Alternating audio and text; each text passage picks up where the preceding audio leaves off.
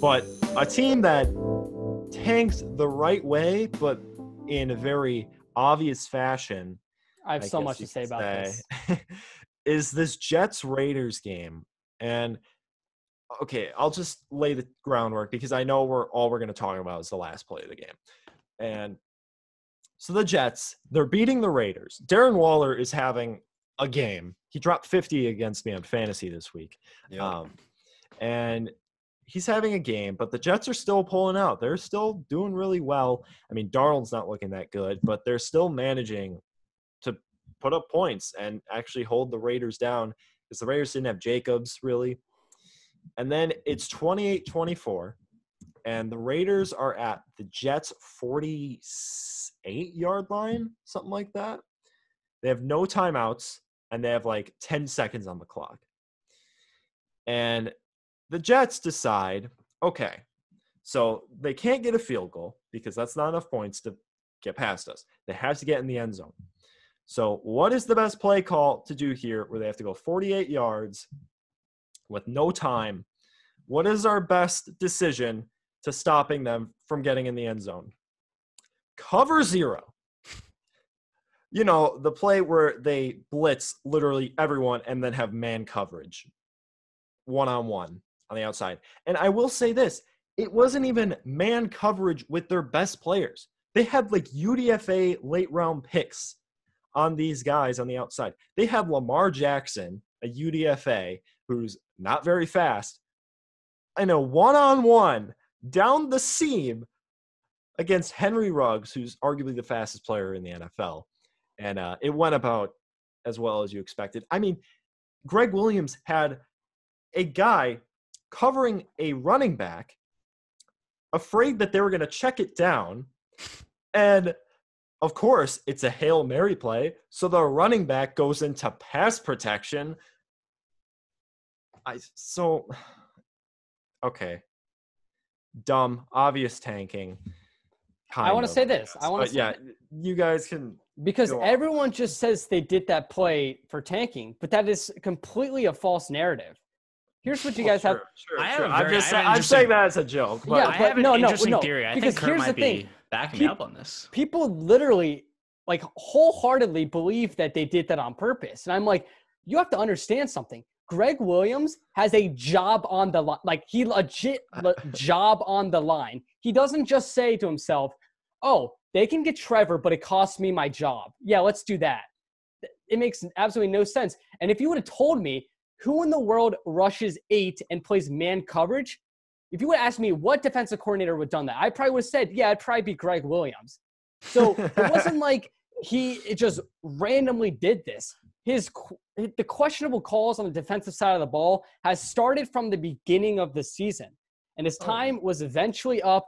And obviously, with Gregg Williams in Cleveland to now, it's really been shocking how much of a decline he's had.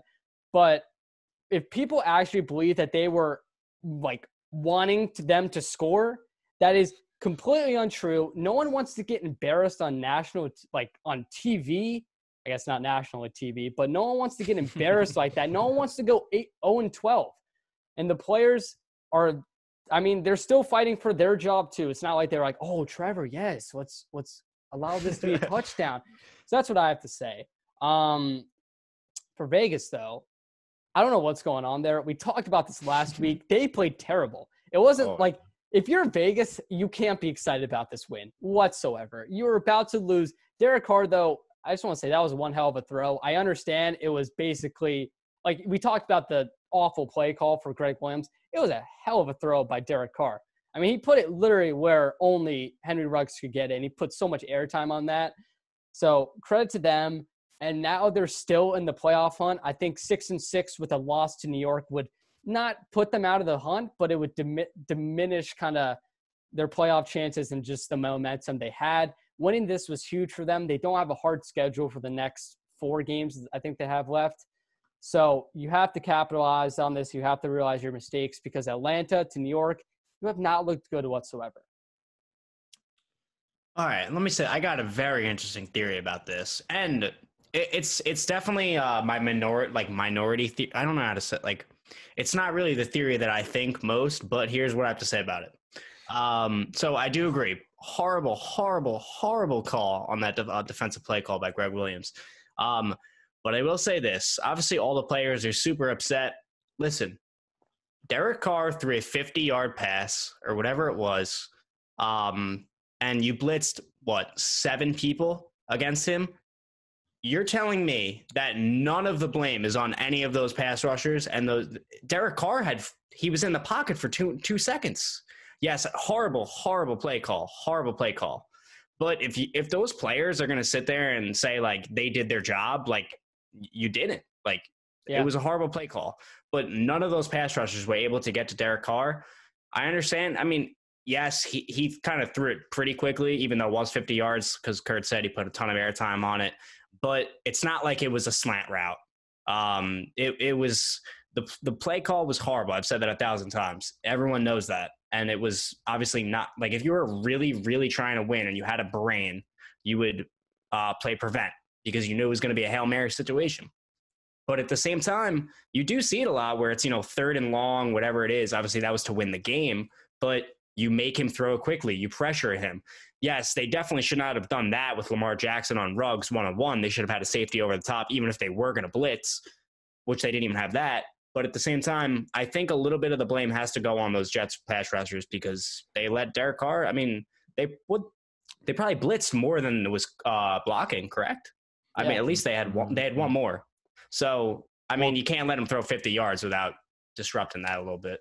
Well, Carr adjusted at the line to have Darren Waller come up and block. And then I do actually think you have a point there, because the linebacker on the Jet, I can't remember who it was, but he could have adjusted it to make it a cover 3 instead.